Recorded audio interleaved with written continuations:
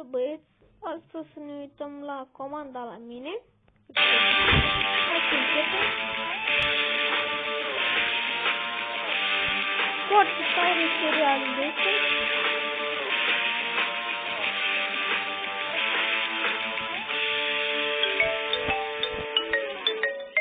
Să crești un copil implică responsabilitate. Că e la munte sau la mare, la țară sau la oraș, fiecare părinte face cum crede că e mai bine. Copiii mei trebuie să asculte ce zic eu, e lege. Diferențe sunt peste tot, dar toți vor același lucru, să aibă un copil minunat. Pentru asta este nevoie de anumite reguli și principii. În casa mea, disciplina este disciplina. Nu negociem aceste lucruri. Jar mănâncă. Eu mănâncă jar. Aceste principii pot fi aplicate. Aici e vorba băieți, despre niște copii răi care o să ducă la o familie care au exemplu, care sunt foarte disciplinați. Și, nu știu, ca să se schimbe, nu știu. De soartă și de mediu, lucrurile devin complicate. Dar vrei să pleci? Este rușine la care? De ce? Pleacă, mă! Atât de complicate încât cer o rezolvare. Mă uit la el și nu recunosc. Dacă e copilul care l-am crescut și l-am învățat atâtea lucruri bune. Astfel, doi adolescenți care nu se cunosc se vor întâlni pentru a petrece o săptămână într-o altă familie, alături de alți copii și părinți, iar regulile sunt stricte, mult prea stricte pentru cum sunt ei obișnuiți. În moment ce ești în casa mea, noi suntem părinții tăi. Mă suport, frate, și nu înțelegi că trebuie să mă suport, să intri aici. A mea, nu vorbesc. Am unii iei bagajul și te-ai dus din casa asta. Ai înțeles? Ce du-te, mă, faci mictele astea, crezi că mă încălzești ceva? Ne pachetul aici. Păi, ce e asta? Vine de aici, că am angajat picioarele, încă astăzi și la școală. Nu spun handicap, nici că ar putea să le pară rău. S-au născut pe planeta asta și că m-a întâlnit. Alexandra Lupu are 17 ani și locuiește alături de mama ei în București. Este în clasa a 10-a la liceul Mihai Eminescu și, dincolo de micile plăceri, are o mare pasiune care, spune ea, o caracterizează. Pentru mine studentul e un mod de a trăi liber. Ea a fost mai rebelă de mică, deci întotdeauna ce a vrut ea trebuia să se întâmple. Altfel ieșea cu urlete și cu mulți părul din cap. Mă consider o persoană puțin mai nebunatică, mai care nu prea ține cont de limite.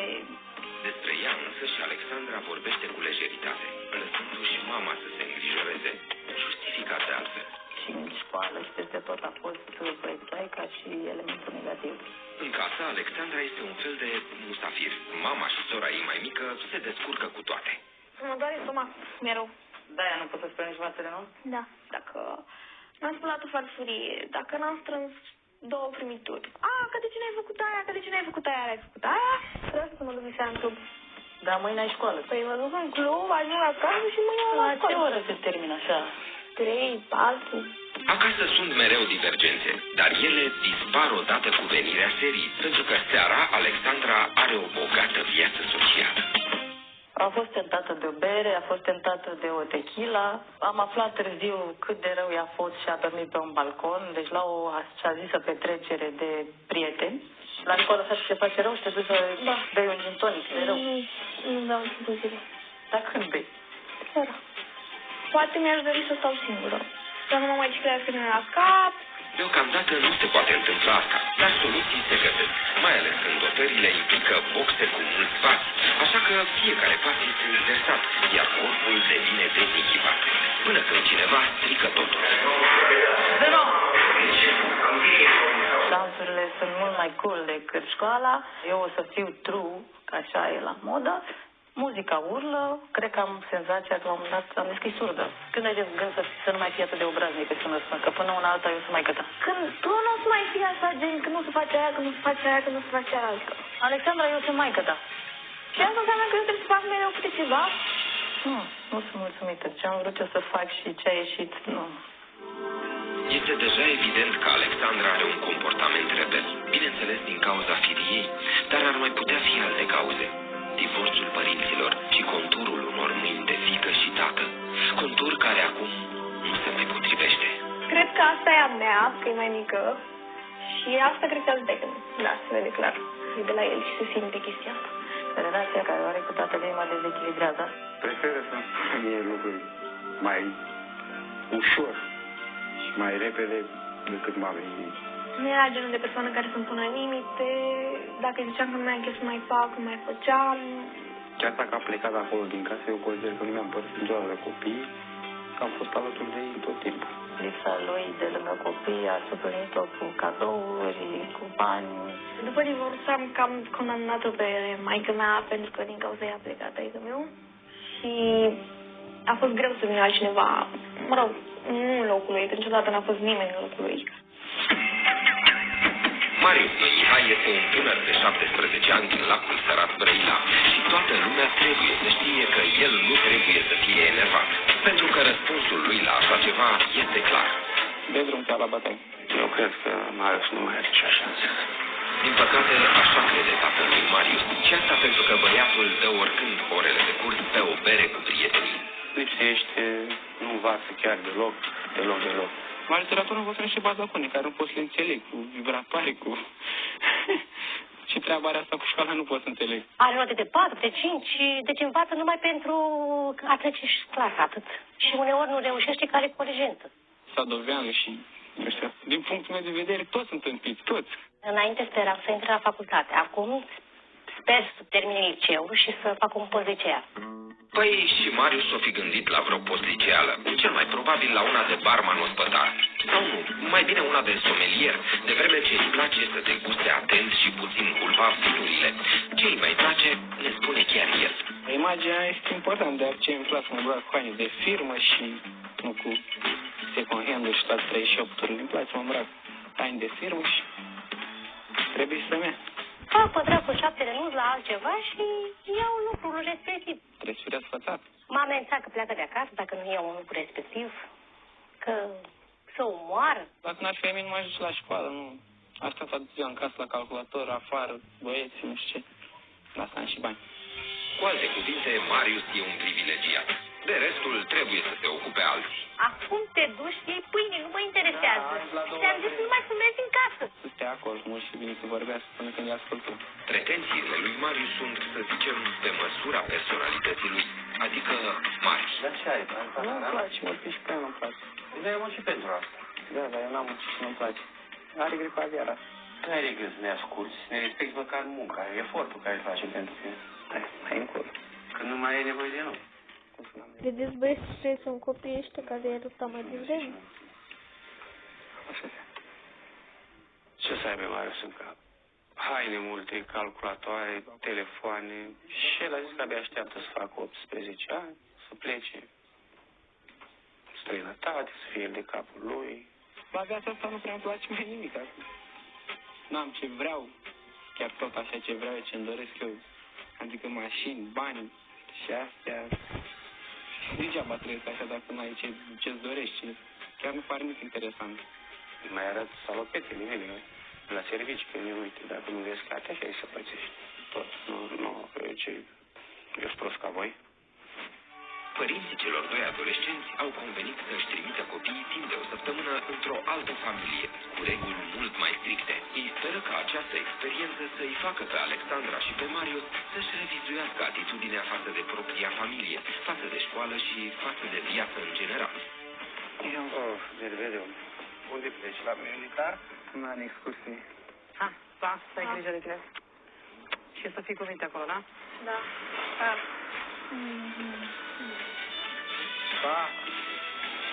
Sper din tot sufletul să vină măcar 20% schimbare. Hai, bună, încep. Să înveți să prețuiască ceea ce îi său. Bye, bye! Mi-aș dori să se întoarcă mult mai responsabilă, mult mai conștientă de ceea ce își dorește și de ea. Poate ca visul ei să fie final, nu să treacă tot timpul pe lângă. A venit momentul în care Alexandra și Marius se vor vedea pentru prima oară în București, de unde vor pleca spre familia Gală. Mihai Marius Bogdan. Mihai Marius Bogdan. Alexandru. Alexandrei nu-i plac confuziile, de aceea întreabă încă o dată ceva, ca să fie sigură. Chiar te cheamă Măi? Da, mă cheamă Măi Mihai, nu Măi. Măi Mihai e numele de familie. Da. Aha. Și numele tău e Marius. Marius Bogdan. Da. Și cu școală? Da, școala stă pe loc, eu merg la școală, dar nu prea îmi place mie. La ce profil ești? Electro, auto. Ești de la care ai intrat pe limbi. Da, 620. Oh! Dar tu la ce liceu ești, dragă? Ai intrat cu 10. N-am intrat cu 10, dar colegiul Mihai Eminescu. Hai, îți dai seama, nu. Mediile din care provin cei doi adolescenți sunt diferite, personalitățile lor puternice, așa că este de înțeles de ce ei nu vorbesc aceeași limbă.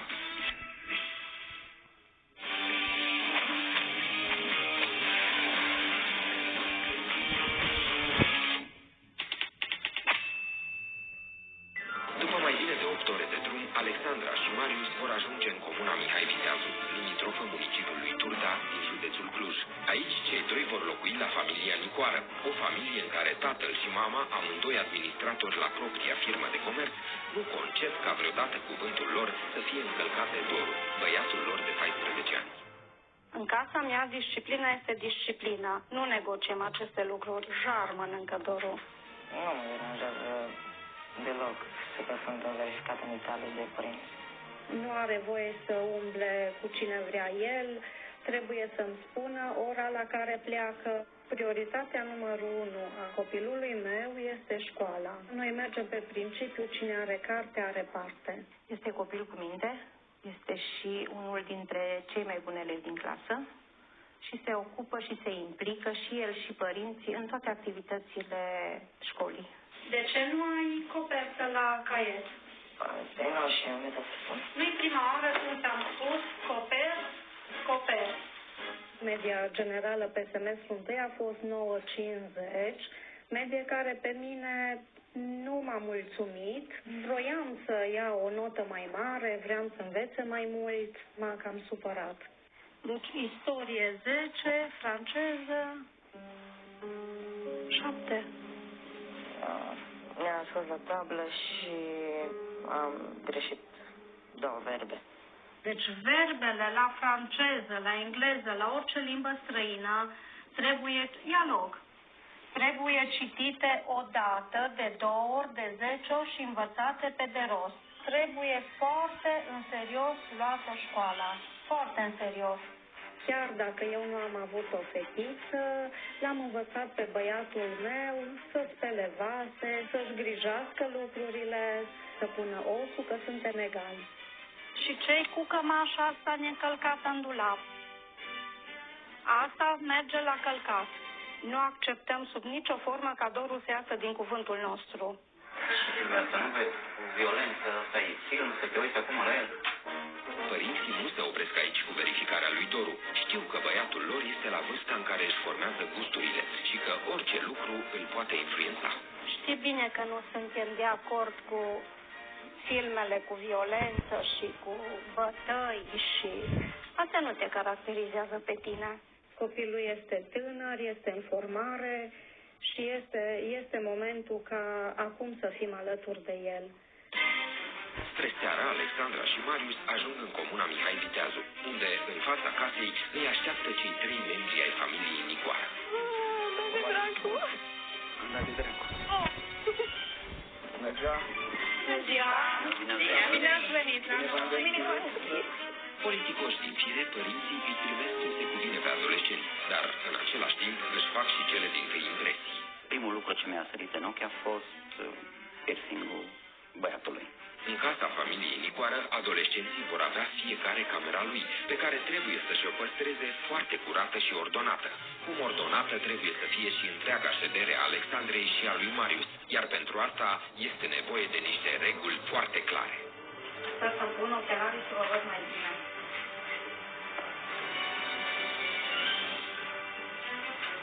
Deci...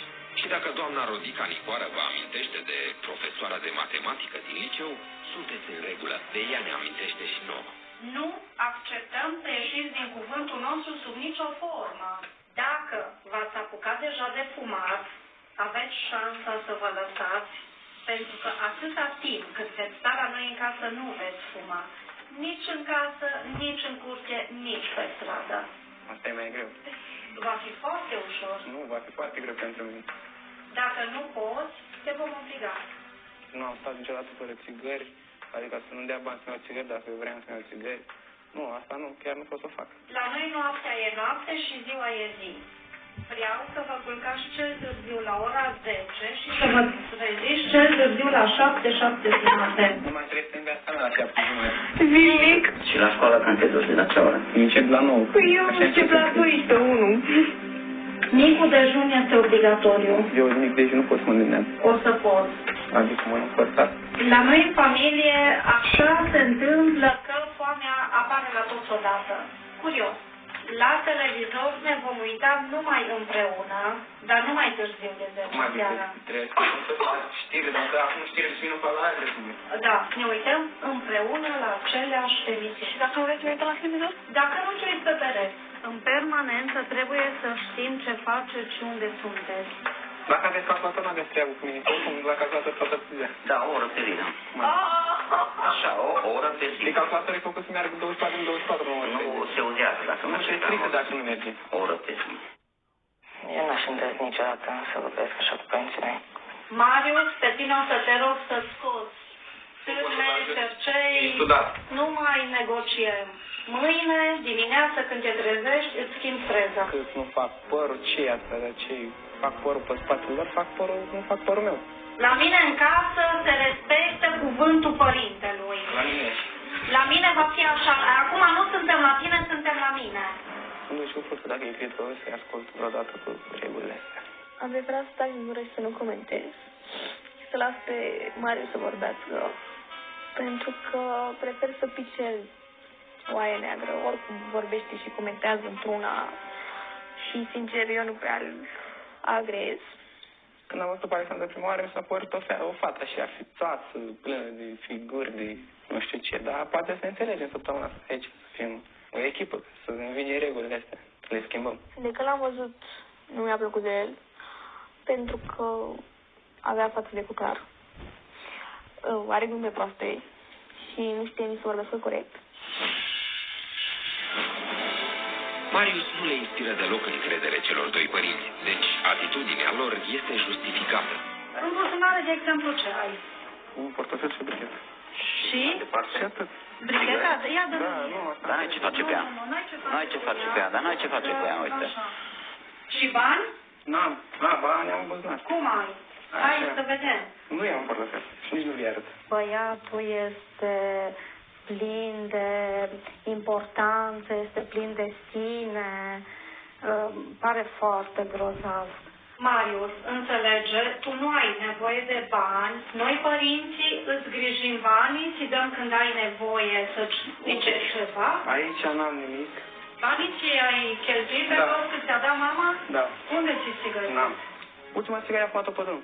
Dacă cumva, Doamne ferește, îți găsesc țigări sau bani la tine, ai încurcat-o rău de tot. Da. Sunt foarte fraiu de ce au controlat geaca și n-am văzut buzunar interior. N-am putut să văd asemenea. Cred că nu s-a inventat și cu buzunar interior pe aici. Este un copil cu care cred că voi avea foarte mult de lucru și care nu-mi inspiră încredere. Doamna Rodica nu face diferențe, iar Alexandra are parte de același tratament. Asta e a mea. Dar așa privare nu că mă dau dacă să mi ten sau rimen, ba da, când vei avea vârsta mea. Cred că o să mă enervez. Nu cred că o să te enervezi, cred că o să fim cele mai bune Aleg de machian. De machian? Da, ce mai folosește? Da, chiar să-ți văd unghiile. Nu-mi plac. Până mâine dimineață te rog să-ți dai jos culoarea. O culoare simplă, incoloră sau deloc. Nu, aici am cercei. Ia să vedem cercei. Dumnezeule, dar ce faci cu atâția cercei? În fiecare zi alții. Nici măcar nu sunt frumoși. Da, ce au de nu-s frumoși? Uite, ăștia-s frumoși. Simpli Noi și o la 10 ani. De la 10 la 50 de ani, o pereche e suficient. Trebuie să vă explic că la 17 ani, măcar accesorii, care vă spun sincer că nu sunt foarte stridente și nu sunt foarte... Mie mi se par cam stridente, motiv pentru care le voi confisca. Îți alegi o pereche și restul... Ce-ai, dragă?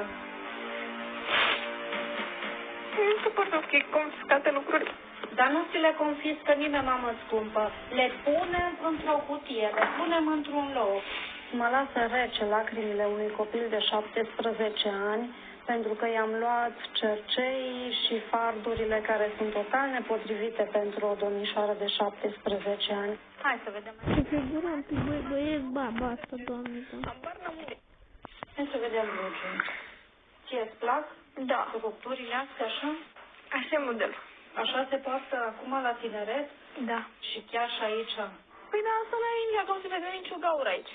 Mie mi se pare că se vede. Mă deranjează faptul că am rămas fără lucruri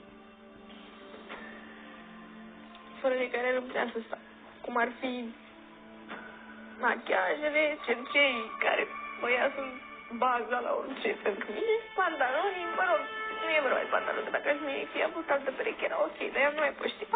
Deci ăștia sunt bănuții tăi, da? Da. La noi în casă banii îi poartă părinții. Când ai nevoie de ceva, îmi spui, eu îți dau. Frigiderul fără lacăt, cămara fără lacăt, apă, sucuri, alimente, tot este fără lacăt. Tot ce-ți dorești vei avea.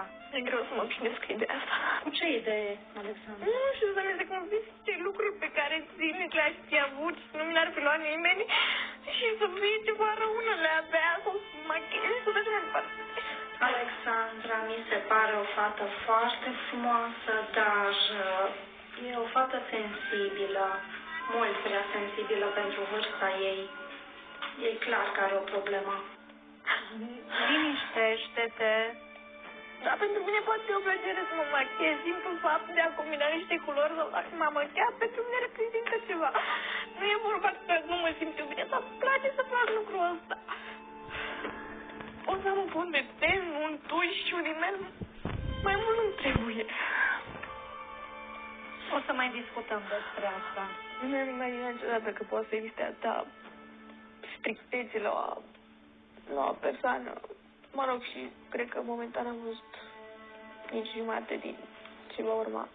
Am avut o abordare nu foarte dură în prima zi cu ei, deoarece vreau să-i las să se obișnuiască puțin cu noi, cu regulile casei noastre, dar de mâine vom intra în programul strict, sever și nu voi mai accepta să mai facă nimic ne la locul lor. Deci asta blondă e mama ta? Da. Ia să văd și eu pe mami. Și ăsta e prietenul? Da. Alexandra, dar mama ta câți ani are? 30 și... anul ăsta aproape 36 de ani. Și prietenul? 21. Dar mama ta își vopsește părul roșu? Nu, e doar o perucă. A, e o perucă. Și pe braț ce are? Are tatuaje. Are 5 tatuaje pe tot corpul. Groaznic. Chiar dacă știu că familia mea are lipsurile ei, nu-mi place să mă gândesc că e judecată de alții. Ce exemplu îi dă o mamă de 36 de ani care aduce în casă un tânăr de 21? În niciun caz nu poate fi un model patern pentru această fată. A doua zi începe la ora stabilită de doamna Rodica, puțin după ora 7, ora obișnuită pentru Doru, dar doar pentru Doru. Vină mă băiatul și trezește-te pe orașul. Și ce-ți cu șosetele în picioare? Să ți le dai jos să nu te mai văd că dormi vreodată cu șosete în picioare noaptea. Păi scrie pe ușă să văd și eu. Hai, trezirea și nu mai comentăm. O fi Alexandra mai înțelegătoare? Să vedem. Bună dimineața! Hai, trezește-te, puturoasă! Trezirea! Hai că e târziu. Ce-i asta? Așa se spune la bună dimineața? Da. Da? Hai, sus!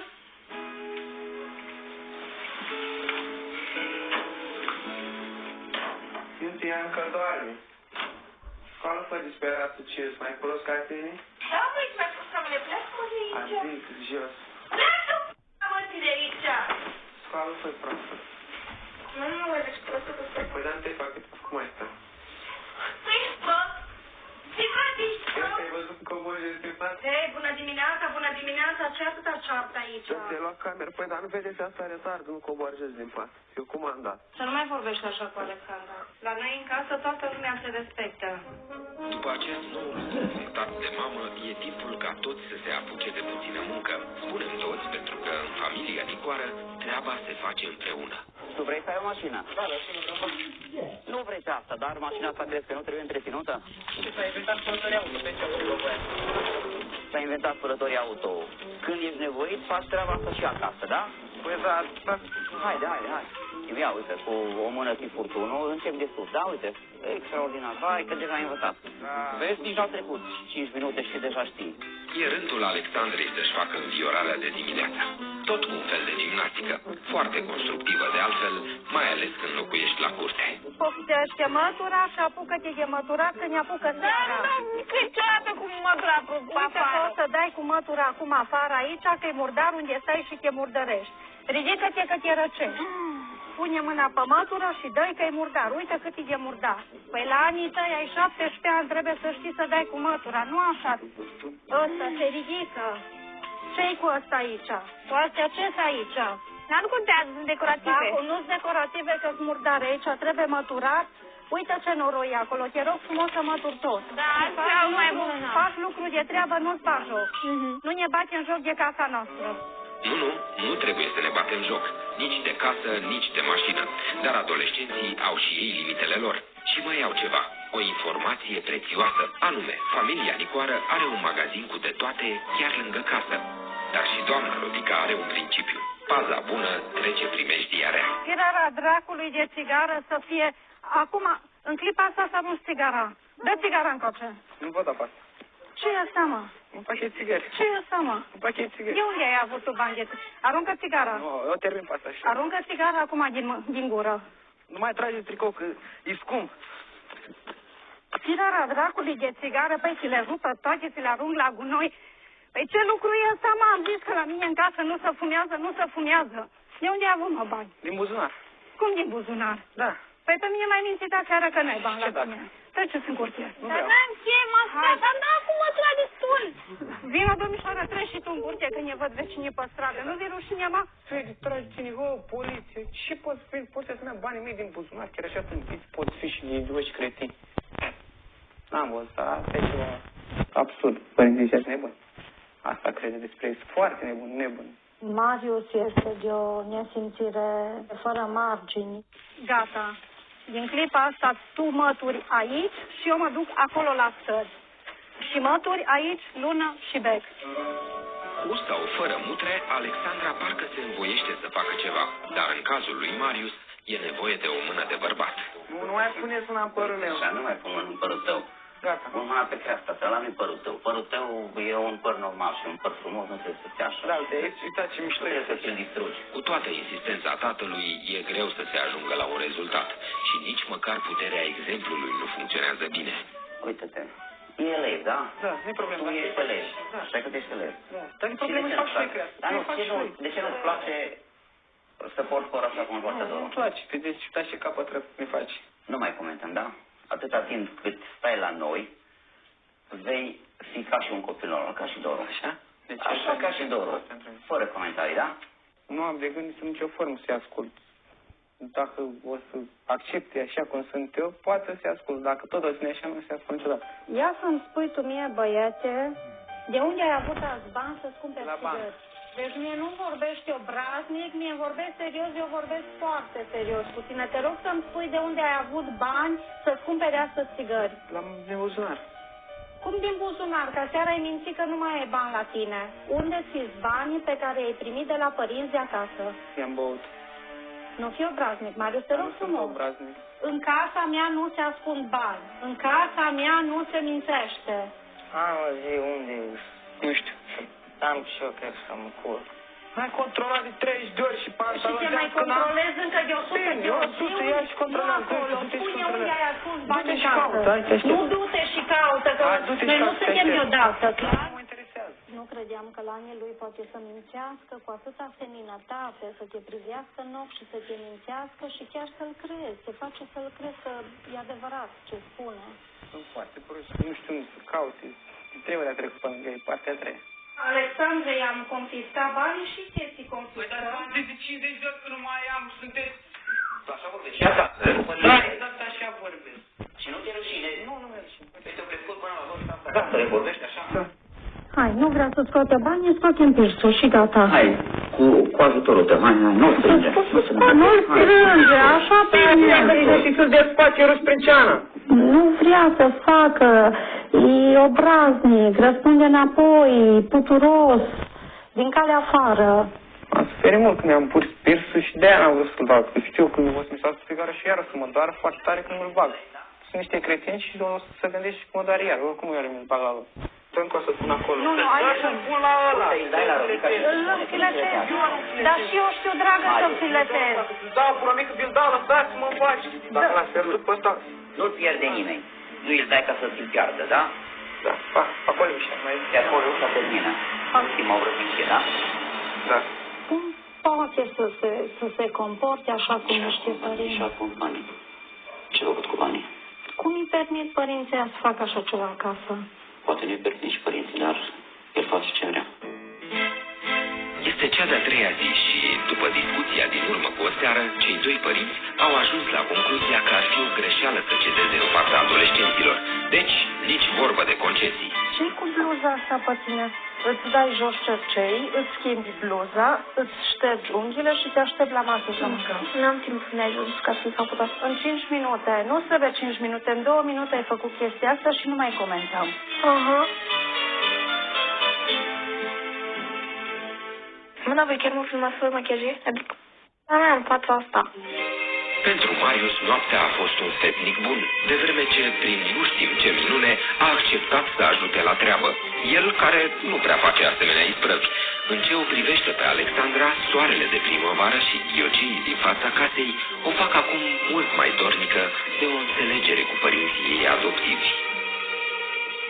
Alexandra, dar acasă la tine cine gătește? Maică mea. Numai ea? Da. Cum te înțelegi tu cu mama ta? Până să divorțeze, vorbeam cu maică mea absolut orice, adică veneam de la școală, povesteam ce-am făcut, vorbeam într-una. După ce au divorțat, n-am mai avut, nu știam, toată atenția ei n-a mai fost fixată pe noi. Dar de ce au divorțat părinții tăi? Din cauza maică mea. Cum adică din cauza maică tăi? Nu știu, și-a găsit pe altcineva. Te supără chestia asta? Te revoltă? A existat un moment în care, nu mai știu de la ce a pornit, de la călcatul hainelor, parcă, eu trebuia să le calc, ea era foarte nervoasă, nu știu din ce cauză, m-am enervat și era în casă o sticlă de whisky și eram extrem de nervoasă și pentru nervoasă apelez la băutură. Doamne ferește! Și m-am lăsat rău de tot, în halul că nici măcar trebuie dacă mi-aduc aminte ce am făcut atunci. Eram geloasă și obsticată pe simplu fapt că stătea foarte mult cu el și că nu ne acorda atenție. Bine, și faptul că tu ai băut și te-ai îmbătat, a fost o rezolvare? Poate pentru mine a fost. Clar și vizibil că între acești doi copii este o diferență de la cer la pământ. Marius are tot ce-i trebuie, nu-i lipsește nimic și cu toate astea a ieșit din el un bădăran. Pe când Alexandra a fost privată de multe, cred că de foarte multe lucruri și totuși se vede că este altfel, este receptivă, este înțelegătoare, ascultătoare. Dacă mama ta s-ar purta cu voi cum s-a purtat înainte, deci să fie la fel de iubitoare, la fel de drăgăstoasă, de atentă, te-ar deranja că are acest prieten? Nu, atâta timp cât aș reuși să mă simt bine cu el. Prietenul ăsta al mamei tale, tu l-ai putea accepta ca și tată? Nu, niciodată. De ce? Pentru că am un tată, nu întrebați. În familia asta mă simt destul de ok, îmi place că se pot purta discuții foarte liber, că n-ai cum să asculti ceva în familia asta, dacă ai nevoie de ceva, oricând ți se va aduce. Discuția mamei cu Alexandra le-a apropiat pe cele două. La fel ar fi trebuit să se apropie poate și tatăl de Marius, însă ce s-a întâmplat între cei doi, doar ei știu. Cert e că rezultatul nu e unul dorit. nu mănânc. Gust amărât. Supa aia. Nu mai am ieșit acolo. Și gust, dacă nu-mi place, nu mănânc. Gust, dacă nu-ți place, nu mănânci până mâine, nu mai mănânci. Nu-i bun, e dulce. Cum e dulce? E dulce, are numai roșii, abelion. De obicei cu de roșii. Papi și cu aia. Hai, frate, ce faci tu pizze? Nu fac eu pizze care Ce nu te rușine, tu vorbești așa? Dacă nu-mi place. Cum vorbești așa la masă? Așa că vorbesc. Marius, noi când mâncăm la masă, nu vorbim că mă piși pe ea. Noi aici suntem la masă, în bucătărie, da, noi nu mâncăm... Nu pleci, rămâi la masă. Așa, pur și simplu rămâi la masă și eu cum mâncăm. Da, nu rămâi la masă. Dacă nu mănânci, ce urmă nu primești la masă? Se pare că Marius a sărit calul rău de tot, iar pentru așa ceva trebuie luate măsuri. Dragă, la mine la masă nu se ridică nimeni de la masă până nu termin eu de mâncat. De cum puneți una pe Hai, te rog frumos, să-și la masă. Marius, vino, mănâncă și la... Nu du-te și mănâncă, că nu sunt tu, că sunt mama. Da, nu pentru mine nici nimic. Dacă nu vii acum înapoi la masă, astăzi nu mai mănânci nimic toată ziua și stai la tine în cameră până își ceri scuze. Cred că mai La tine în cameră. Bine, poate. Nu du-te și mănâncă. Nerușinatule.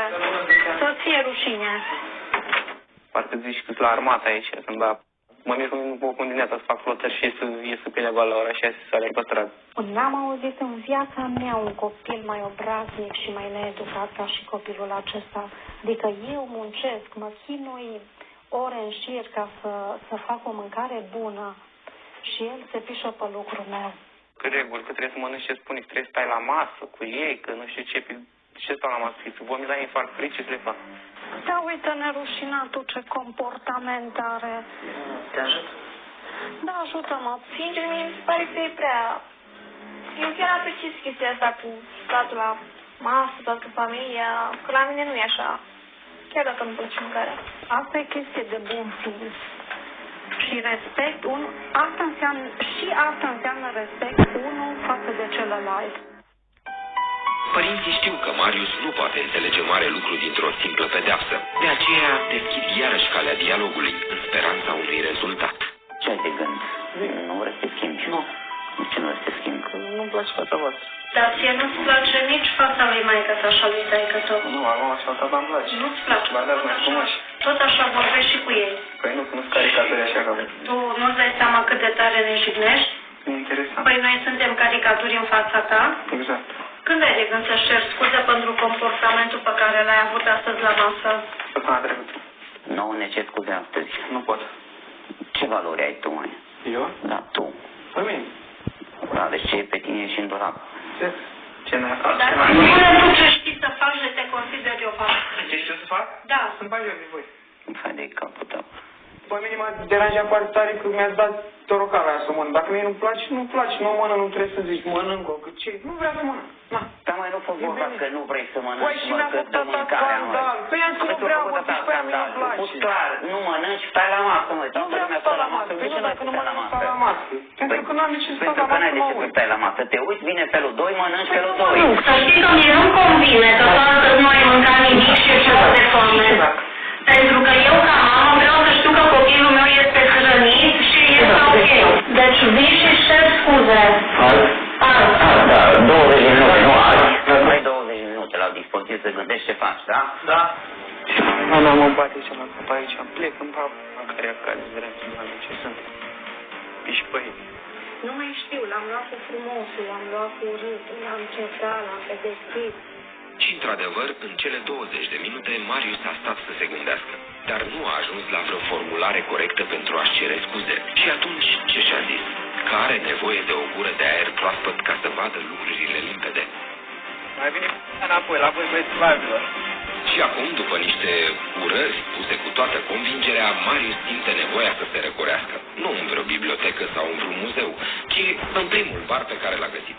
Cât despre părinți, ei se îngrijorează, că doar de-aia sunt părinți. Când am văzut în seara asta că lipsește din cameră, mi s-a strâns sufletul.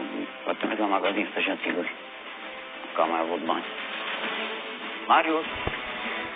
Mă zbura porci și aici răspunzi morți oamenilor și neamul mai mulți ce sunt.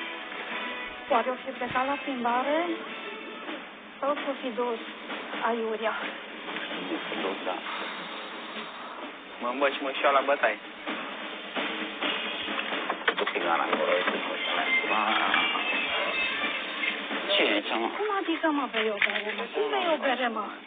Cum? Ce mă, mâna după ce, mă? Stai! Ia, mă, Da, mă, țigară, mă. Mă, mâna după mine. Aruncă țigară, măi. Aruncă-mă țigară în zepa asta. Treci în mașină, te rog frumos, uitați. Treci, mă, în mașină, mă. Treci în mașină. Treci, mă, dispar, măi. Treci în bază, mă. Vină, mă, în mașină. Treci în mașină. Treci, mă, acasă. Treci, mă, acasă, mă. Treci acasă. Ia, mă. Treci, mă, acasă, mă. Uite așa, plecăm acasă. Până la urmă, mai mult cu forța decât cu vorba, îl conving pe Marius să urce în mașină. Dar nici vorbă ca întregul circ să se încheie. Pe nimeni nu bagă în seamă, pe nimeni nu ascultă, pe nimeni nu respectă, numai pe el. Ce respectă la el? Prostiile care le are în cap. Simt acum niște dragi din veni să mă ziua să-i spun după amândoi băga mea și adică vrem să stăi și veni. Ce mai vin pe mine pe stradă dacă vezi că am plecat? Să mă las dreacă să plec. Cap de ei, bă, ce în regulă de Tu nu vezi, mă, ce m-am speriat?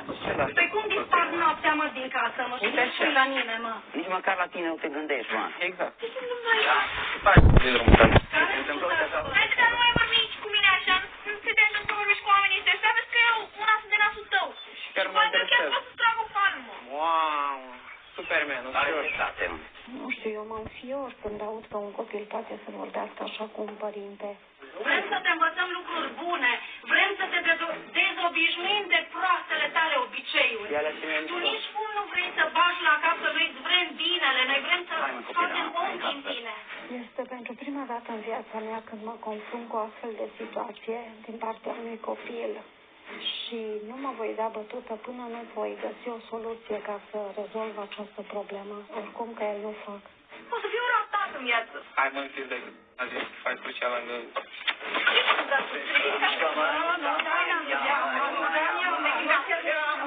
De ce am luat pe mine? Vrei să mă bag seara asta pe toți? Ia mâna! Ia mâna să vă bag! Ia mâna să vă bag! Ia mâna să vă bag! Du-te, mă! Ce faci mie? Ce du-te, mă, faci mie? De la așa că mă încălzești ceva? Faci mie, du-te, mă, du-te! Ia mâna să vă bag! Treci în casă, mă, copila! Și Alexandra s-a dat de partea lor acolo, s-a făcut cu mine și nebună și... Mi-aș dori o vacanță. Sau mai degrabă o aventură. Un concert doar pentru mine. Sau o experiență nouă. Vreau să am o casă în grădină. Și o afacere pe gustul meu. Câștigă dorințe îndeplinite. Trimite SMS la 123 și poți câștiga. Să liniștească, să vedem ce gândește el. Să nu-și pună ambiția, acum nici s-ar putea să le pară rău. Că s-au născut pe planeta asta și că m-am întâlnit. Starea de spirit s-a mai calmat peste noapte și acum este o altă zi pe care toți și-o doresc mai liniștită. Și cum ne-am obișnuit deja, pasul spre împăcare este făcut de cei din familie, mai precis de Doru. Băi, te-ai cumpărat foarte urât, e normal ca mine să reacționezi așa, ce vrei? De ce nu vii să-și cer scuze și să te nu cu nebunia aceasta, stai frumos la masă și... Eu am început-o prima oară, mă. Cum e început-o prima prima oară? Cu regulile alea de rahat. Păi nu sunt reguli de rahat, sunt regulile familiei. Hai măcar astăzi încearcă să le respecti. Încerc. Hai că e mâncarea ta preferată, cartofi prăjiți, cum i-a zis. Se pare că Doru a avut trecere la Marius, care trebuie să facă însă ceva foarte important pentru a fi iertat. Bine ai venit. Ce vreau să cer scuze, mă încerc. Ce războifa mea? Pot mânca? Pentru ce? Pentru că m-am purtat urât aseară. Și-ți pare rău? Da, îmi pare rău. O să mai faci așa? Nu. Ia-l-o. Te rog, hai. Chiar ai ridicat mâna și la Alexandra și ai vorbit urât și cu ea. Da. Ai de gând să-ți ceri scuze și Alexandra. Ce Alexandra? Uite ce curaj ai avut. Tatăl nostru mie când ai zis chestia asta mai fă o dată. Păi dacă aveai ochii farfurii... Hai, zi acum. Cer scuze. E din ce în ce mai bine. Totuși, am văzut că îi pare rău de ceea ce a făcut, îi pare rău că a vorbit așa despre mâncarea mea. Se vede că face un pas înainte și încearcă să înțeleagă că nu face bine ceea ce face. Masa în familie a fost un bun prilej de a petrece timp împreună. Un pas înainte și încearcă să înțeleagă că nu face bine ceea ce face. Masa în familie a fost un bun prilej de a petrece timp împreună. Se pare că nervii au trecut și discuțiile de la masă au dus la ceva constructiv, de vreme ce amândoi adolescenții au ajuns acum să ajute din plăcere. Și tot din plăcere intră în jocurile propuse de mama. Elefantul un pas înapoi. Tu ai încredere în mine că elefantul face tot ce-i spun eu? Nu ai încredere? Elefant pe ploaie!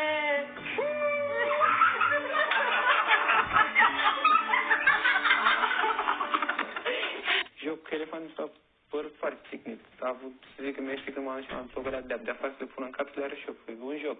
Așa am vrut să mă joc. Tu ai devenit un tip asocial. Nu știi să socializezi cu nimeni, nu guști o glumă. A fost un gest prostez din partea lui. Putea să facă parte la jocul respectiv. Tu ai o prietenă? Nu. Deci eu vorbesc serios acum. Tu ai o prietenă? Da? Și cum te comporți cu ea? Cum comport?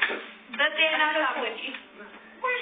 Dacă mă enervez și interesant. Și fata aia cum te acceptă? Hai la ghipă.